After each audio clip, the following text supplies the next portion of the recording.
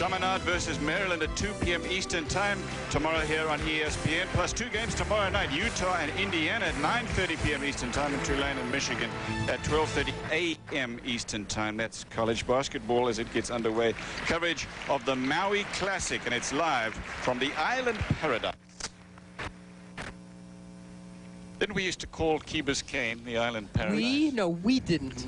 You did. Every day for 4 years until we begged you to stop. I thought it was anywhere there was an island. I thought Bali was the island paradise, or it will be for 3 days before Jakarta anyway. That's next week, but before the doubles final. Cliff and I are going to Bali.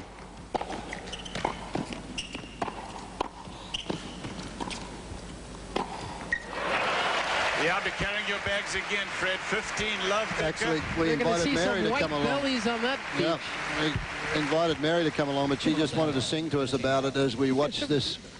This is a tough shot for Becker, high backhand volley because of the grip that he uses. He doesn't get as much power on it as a lot of the other players.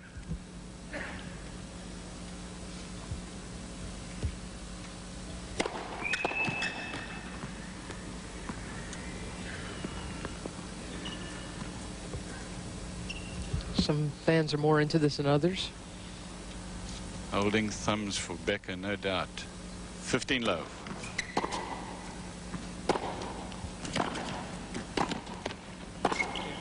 Yeah. That was well struck from Sampras. Becker again doesn't go to the open court here. He thinks Sampras is going to move. Sampras fakes it, comes back, and sets himself beautifully. Look how you hit that topspin backhand. You plant that front foot, which take the weight on the front foot, keep the back foot still, let the head of the racket and the shoulders turn, and then swing through out towards the target. Perfection. 15 all. Interesting in that replay also how you could see that ball almost grab the court and stand up just a little bit, which is what makes it slower. 15 all. Sampras, 15-13. Double fault for Becker. That's his third.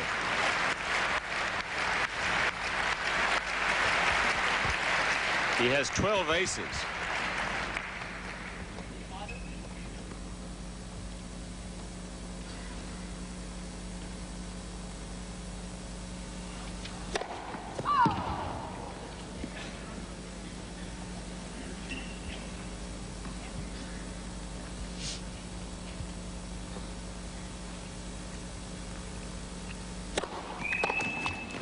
Two double faults in a row. Sampras cannot let this opportunity slip. Break points coming his way. He had a 15-40 game against Becker in the first set and let it slip. With a bad backhand and a big Becker ace that got Boris out of trouble. He's had 3 opportunities, hasn't been able to convert one. Barbara Feltus Becker right there front row, Becker's wife.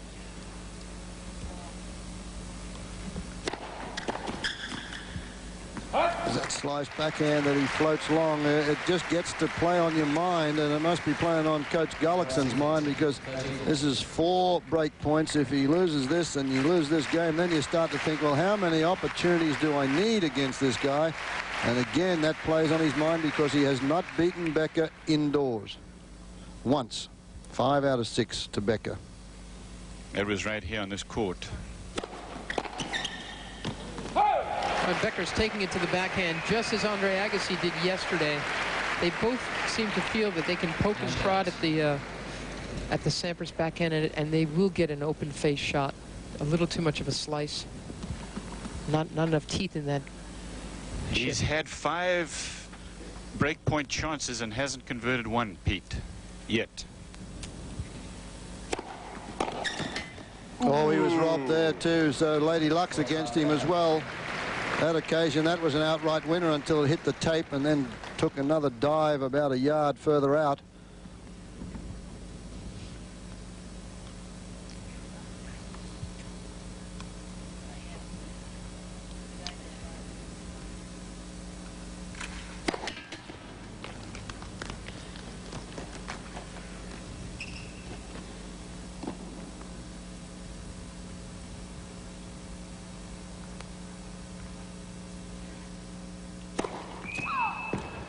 Boy, that's 3 in this game. In this game. They tend to come in clusters for Becker. It happened with him yesterday against Bruguera, but he served his way out of trouble.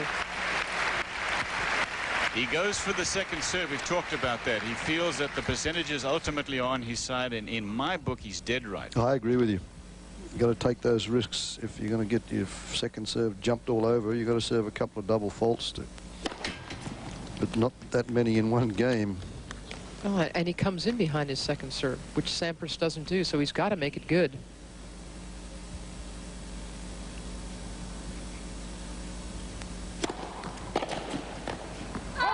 And that one was good. 170 kilometer an hour. That was 106 mile an hour second serve right into the body. And Sampras is, to some extent, especially off that backhand side, intimidated when he gets in so close. He is trying for too much. I know you'd like to see him slice a couple, Fred. No, I'd like to see him flatten it out. If he's not going to slice it, just flatten it out a little bit. He used to be able to do that, and he does it on grass.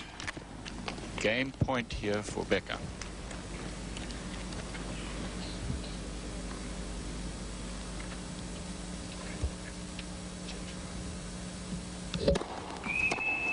Man, that's 4 in this game alone. Yeah, that doesn't do you any good. 4 double faults keeps Sampras in it, but Sampras has got to be saying, hey, I've got to do it in this game. This guy's giving me all the help I can possibly get. 4 points, 4 freebies, and I've had a couple of break points and I haven't converted. And it's the third deuce still. He still hasn't been able to get what he needs. Because if he cannot pressure the Becker serve, that means that Becker can go ahead and keep pressuring his serve.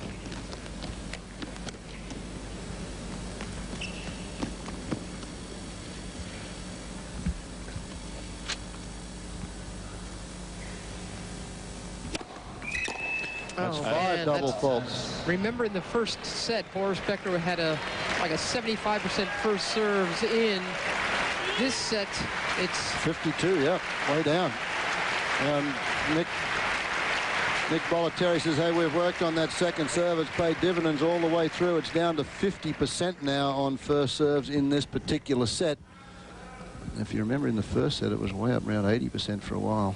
Break point for Sampras. Extraordinary. He'll serve 2 double faults in this match, and then suddenly 5 in this game.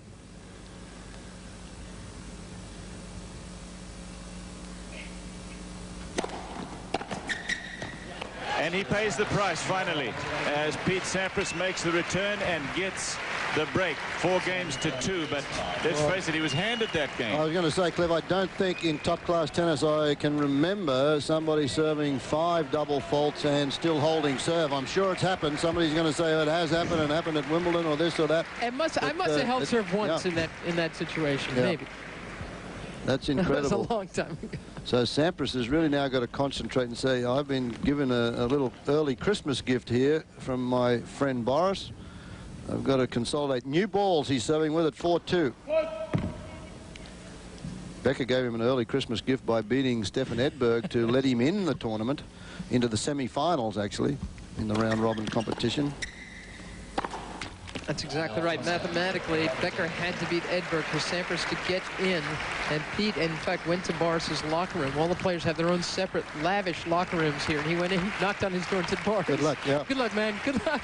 And he watched the whole I tried to watch part of that match with Sampras, but he made me too nervous. Then afterwards, he also congratulated him. This is a big game for Sampras here for his confidence level. I don't think he knocked on Becker's door this morning and said good luck. How fickle he truly is. Love 15.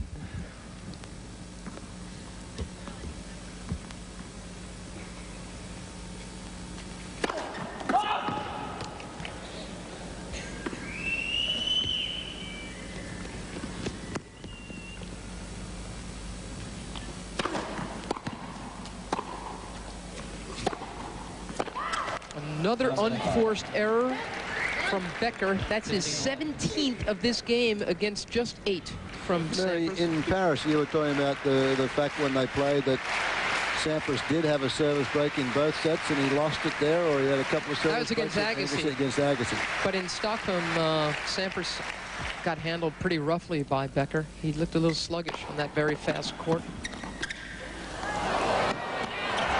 Oh, that was a mistake.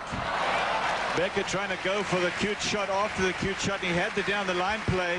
Sampras had it easily covered. And the court was open.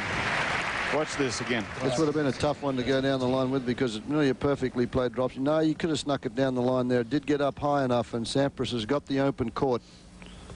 Good call.